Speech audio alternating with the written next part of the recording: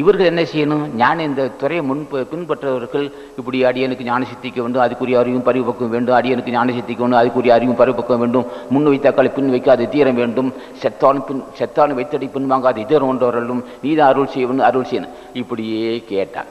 இப்போ இது முறையான பூஜைகள் இப்படி கேட்குறோம், இப்படியே ஒவ்வொருத்தராக கேட்டுட்டு வருவோம். சரி, இப்படி அவருடைய விளைவு எப்படி இருக்குன்னா, தலைவனோட ஆட்சி பெற்றால் என்ன விளைவுன்னா, எல்லாம் எதையும் செய்யலாம் ஐயா, எதையும் செய்யலாம், புரியாத ஒன்றே இருக்க முடியாது, எல்லாம் புரியும். சரி, நூல் அறிவு இல்லையா, படிக்கிறோம், கல்வி வர அது படிக்கிறோம், உணரலாம்ல.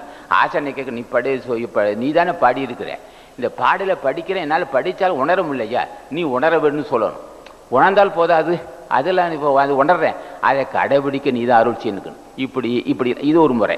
நூல்கள் படிக்கிறேன், படிப்பதற்கு முடியவில்லை, படித்தால் உணர முடியவில்லை, அது இருக்கிற ரகசியம் தெரியவில்லை, அதில் உண்மை தெரியலன்னு சொன்னால் அதுவும் நீயே சொல்லணும். படிப்பதற்கும் நீ அருள் செய்ய வேண்டும், படித்து பாராயணம் செய்யும் அருள் செய்ய வேண்டும், பாராயணம் செய்ததை உணரவும் அருள் செய்யணும், உணர்ந்த ஒன்றை கடைபிடிக்கவும் அருள் செய்யணும் கேட்குறான். இதெல்லாம் பூஜை செய்கிற முறை சொல்கிறோம்.